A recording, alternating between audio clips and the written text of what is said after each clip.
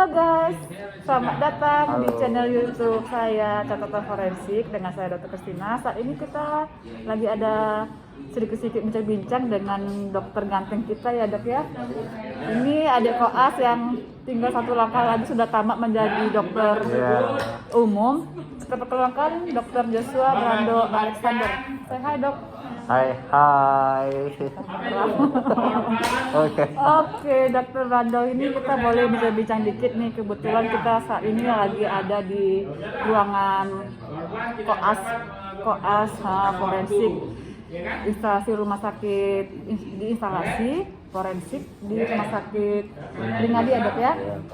Nah, ini dokter kita boleh tanya dikit tentang pengalaman dokter, pesan dan pesan mungkin nantinya.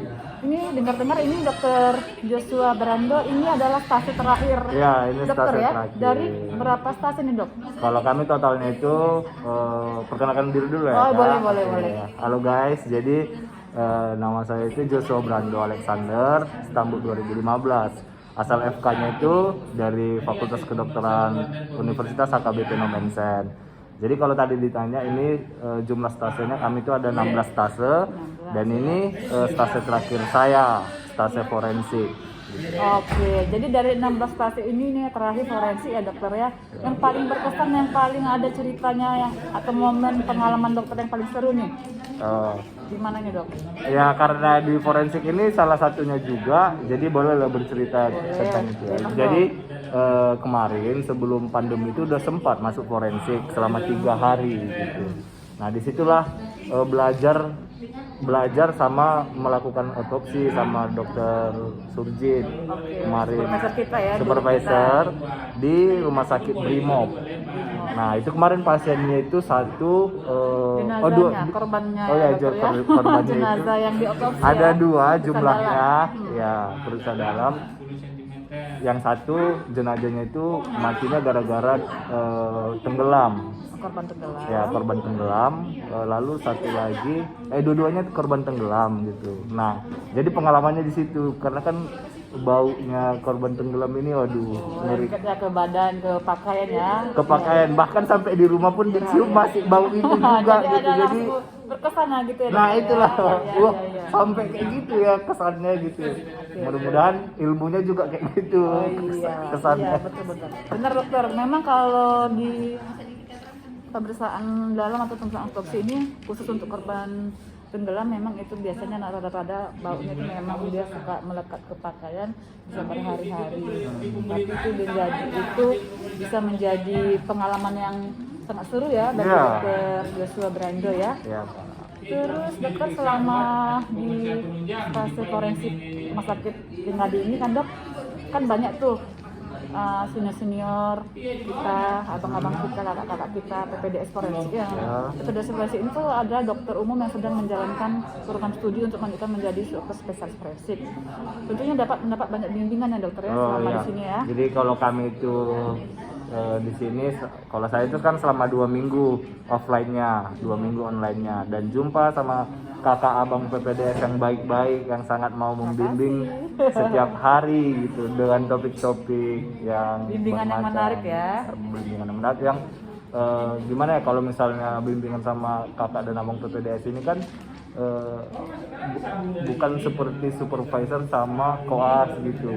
Ini lebih terbuka, lebih banyak diskusinya gitu. Jadi kita nggak tegang kali. Jadi gitu. ada batas. Jadi kita kayak teman. Iya, Kalau kita mau bertanya, juga. mau diskusikan satu kasus sudah lebih enak gitu bawaannya ya, dokter ya. Dan jadi itu kan merupakan kesempatan yang baik itu kan sama koasnya yang mau mendalami ilmunya gitu. Semakin gampang, mudah untuk mengerti kan jadinya.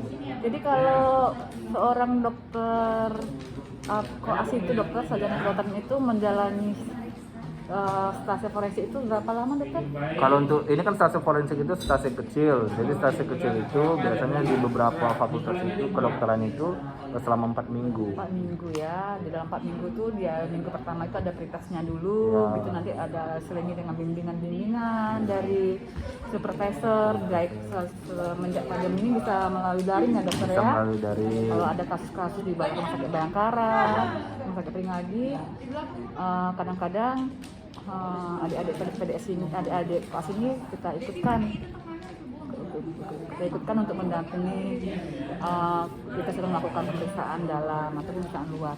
Jadi nih Dr. Joshua Brando Alexander, ini pertanyaan paling menarik nih. Jadi sekian dari seluruh fase yang sudah dokter jalankan, ada nggak keinginan dokter nih untuk menjadi ini nantinya melanjutkan studi pendidikannya menjadi dokter forensik? Malah tahu ya berminatnya jadi nambah ya dokter kita di Indonesia. Jadi kalau saya pribadi ini ya ditanya kayak gitu, saya pengennya lanjut sekolah gitu kan. Tapi terkait bagian spesialis apa, tadi ditanya ada nggak untuk kepikiran sama forensik gitu. Kalau untuk saat ini dipikirkan itu ya mendengarnya seru gitu. Karena kalau menjalaninya pasti orang kakak abang lah kan udah tahu ceritanya bagaimana gitu. Kalau mendengarnya seru, tapi kalau namanya juga belajar ya kan harus bekerja keras kan untuk mendapatkannya gitu. Tertarik sih untuk forensik gitu. Apalagi kemarin udah diskusi sama kakak abang PPDS bahwa untuk spesialis forensik itu kan diperlukan sekali pada saat ini di Indonesia gitu. Jadi ya, peluangnya masih besar ya dokter ya. Peluangnya itu untuk bekerja, untuk diterima pasti sangat besar. Nah. Dan untuk pengetahuan kita juga, pengetahuan bersama dokter, bahwa spesialis pendidikan dokter spesialis forensik ini untuk di Sumatera itu hanya ada buka di Universitas Sumatera Utara.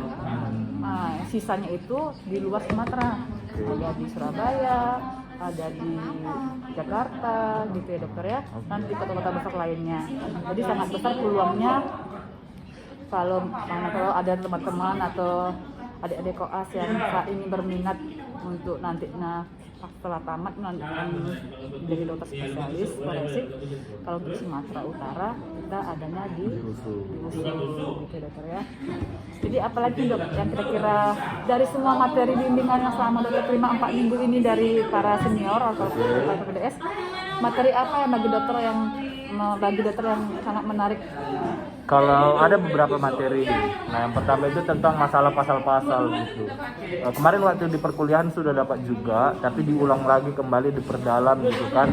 Nah itu yang paling berkesan gitu, karena kita harus mengerti juga hukum itu selain kita di bagian medis, di dokter tentunya. Hukum kesehatan gitu hukum ya, kesehatan ya. Iya. Karena supaya dalam pembuatan visum et repertum juga diperlukan itu gitu pemahamannya gitu kan, sehingga bisa dibuat nanti visum et repertum itu. Karena pada dasarnya visum et repertum itu kan adalah untuk peradilan. Kita secara medis membantu penyidik untuk kiranya bisa segera menangkap pelaku, karena kita melakukan visum ini rata-rata kan dokternya untuk adanya kecurigaan tidak pidana nih terhadap korban. Jadi dimintakan oleh penyidik segera dilakukan pemeriksaan visum, dikeluarkan hasil visum, karena untuk kita ketahui bersama kan dok, surat visum ini itu merupakan salah satu alat bukti ya dokter ya. Jadi merupakan satu alat bukti yang sah di depan pengadilan. Itu teman-teman. Itu ya. Satu untuk hukum, terus yang ilmu tanatologi gitu. Jadi kita mempelajari ilmu kematian. Selama ini kan kalau kita pelajari penyakit itu kan yang hidup gitu kan. Ya. Tapi bagaimana ilmu yang mati itu juga kita pelajari gitu. Ya. Itu juga yang berkesan, bagaimana menentukan cara kematiannya, sebab kematiannya, lama kematiannya, itu kan sesuatu hal yang menarik bagi saya. Itu sih. Dan masih banyak lah kalau dipelajari ilmu kedokteran forensik dan medikologi ini ternyata menarik. Jadi kalau ilmu kedokteran forensik ini agak semi-semi jadi detektif gitu ya dokter ya kita ya. Jadi kita seru-serunya di sana gitu dokter ya. Apalagi tanatologi adalah itu ilmu betul-betul ilmu dasar daripada ilmu dasar untuk forensik ini. Di situ kan dokter ya kita belajar tentang lamanya perkiraan lama kematian, faktor-faktor yang mempengaruhi. Apalagi kan dokter ya kalau biasanya polisi atau penyidik itu paling awal kalau sudah ketemu sama dokter forensik khususnya ataupun dokter umum yang ada di perifer yang menangani satu kasus, pasti paling pertama ditanya sudah berapa lama dok? Jadi seru sekali. Jadi dari satu sosok jenazah itu bila mana dikirimkan ke kita gitu ke forensik dokter, biasanya rata-rata pertanyaan yang umumnya itu berapa lama kematian. Hanya dari lihat lari lihat kondisi jenazahnya aja, biasanya seorang dokter forensik yang sudah atau seorang dokter yang sudah betul-betul memahami tentang forensik, dia sudah bisa dok perkiraan. Tapi untuk pastinya tentunya kita perlu lakukan tindakan lebih lanjut gitu ya dokter ya. Apalagi dok tindakan apalagi nih yang mau di-share nih ke teman-teman forensiker di Indonesia nih dok, kesan dan pesannya. Ya. Tadi udah ya. Udah, semoga lah apa yang didapatkan ya yang baik gitu kan jadi bekal. Kalau kayak kami kan Kak di perkuasaan ini gitu kan. Apalagi kemarin yang dibilang kalau misalnya waktu bimbingan kasus-kasus yang sangat sering dijumpai nanti pada saat jadi dokter umum itu kayak kejahatan seksual gitu. Atau menulis visum untuk korban luka gitu, itu kan sangat sering. Itu kan merupakan modal kami kan Kak, modal awal kami dulu gitu sebelum melanjut ke spesialisasi yang lain.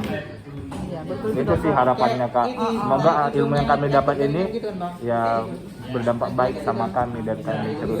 Itu mudah-mudahan ya sehat-sehat lah. Kita semua sehat di masa pandemi ini. Iya itu juga. Tetap kita terapkan protokol kesehatan. Oke. Jadi teman-teman, apabila ada yang mau diskusi ataupun mau pembahasan tentang apa lagi, boleh ini di kolom komentar, berikan komentarnya dokter ya. Atau kita ada yang mau nanya sama Dokter Joshua Brando melalui komentar di channel YouTube kita ini. Oke, sekian dulu ya Dokter Joshua Brando ya. Terima kasih untuk waktunya, sukses selalu. Mudah-mudahan harapan kita tetap terkabul.